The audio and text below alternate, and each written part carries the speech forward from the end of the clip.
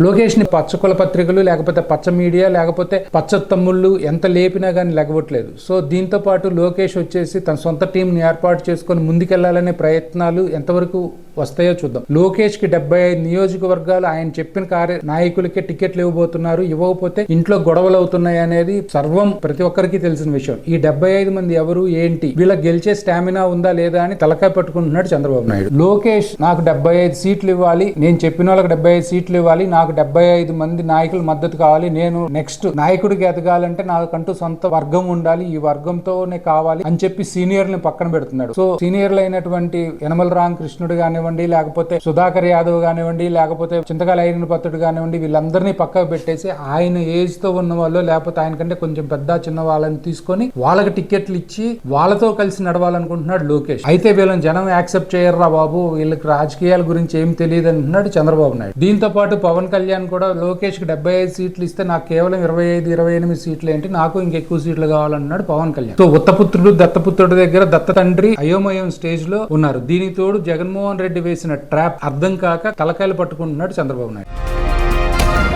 ఈ వీడియో కనుక మీకు నచ్చితే లైక్ చేయండి, మా ఛానల్ని సబ్స్క్రైబ్ చేసుకోవడం మాత్రం మర్చిపోకండి.